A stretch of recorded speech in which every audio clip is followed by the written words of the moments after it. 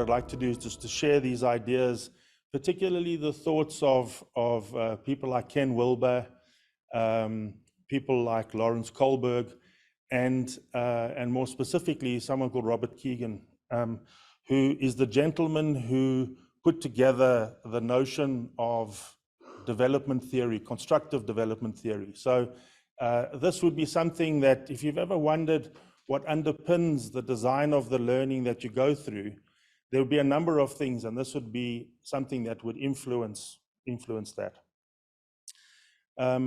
What's interesting to me is that in his work, Robert Keegan had 5 kind of areas. He calls them minds, and in the middle, the biggest group of people. So most of us in the room are what he calls the socialized mind, and the socialized mind is almost also the civilized mind, in that we are part of a culture. We understand values and norms. We follow, we work within boundaries. We understand etiquette. We are diplomatic in our relationships and how we engage with people. And really, the socialized mind is the product of learning. And in his research, what he points out is that 58% of the working population, adult working population, is in that middle piece, which is the socialized mind. What should be of interest to you is the implication from a leadership point of view is what are the other areas, in this hierarchy below and above the socialized mind. So let's go up to start with. So one level up from the socialized mind. By the way, the system is hierarchical, and each step on the hierarchy includes a concept and an understanding and the type of meaning that is attributed to the previous phase. And so, for example, if you've been through the phase of being in the socialized mind, as you move to the next phase, you take that with you. It becomes part of your makeup. Each of these phases is about how you construct the world, and your learning changes the boundaries and the way in which you see that system. So the next level up from the socialized mind is what's called the self-authoring mind. And this is where you shift from being within somebody else's boundaries to being able to identify your own boundaries. What are your own principles? What are your own values? What's your own DNA, if you like? What is the trajectory that you will follow? So it's not so much about the group and the socialized element. It's now starting to be self-authored in a literal sense. You are starting to take a direction of your own. And whereas the socialized mind is inhabited by 58% of the adult working population, the self-authoring mind, which in the hierarchy is considered to be a level up from that, is about 35% of the working population. Now, what's sad but true is that one level down from the socialized mind is the so-called adolescent mind. And the adolescent mind, and by the way, below that is kind of an entry level, the infant mind.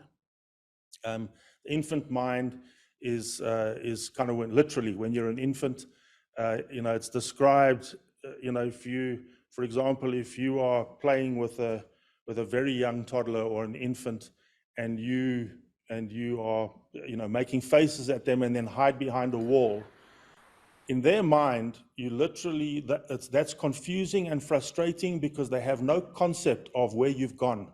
It's only later in their development that they are able to understand that you've hidden behind a wall. So you're still there, but you're just not visible to them. They literally, so the infant mind is very literal, and it's all about the senses, touch, feel, etc. The adolescent mind, I said, is slightly problematic. The reason is that the adolescent mind does what it says on the tin. It's very self-centered. It's very much about me and my needs. It's very much about it's my way or the highway. I can't see anybody else's point of view. I lack empathy.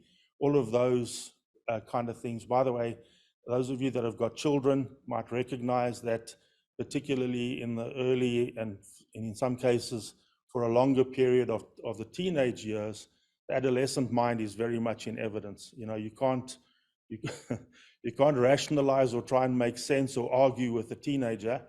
They are right, and you are completely stupid if you're a parent. And that is the typical adolescent mind. Now, why is it a problem?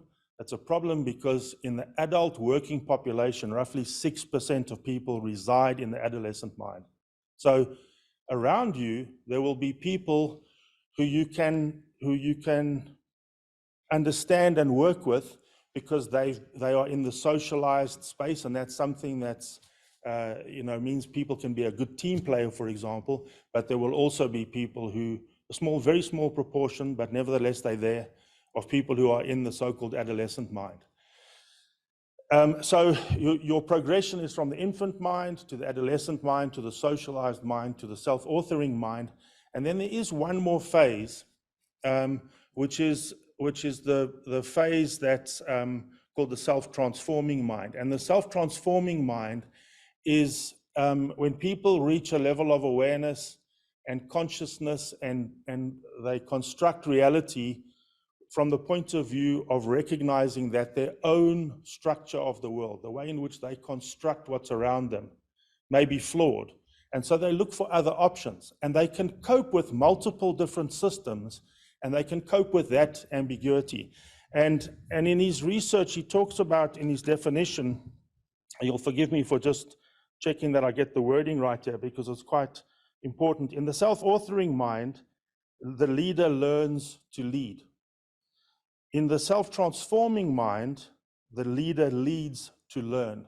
And I think that's such a lovely way of thinking about it. You find leadership opportunities because it helps you to learn rather than you are learning to lead.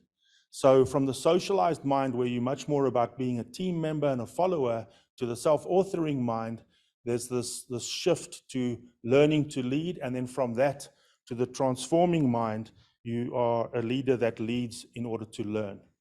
And there's all sorts of other things, for example, about problem solving, which is very interesting, but I'll come back to that in just a second.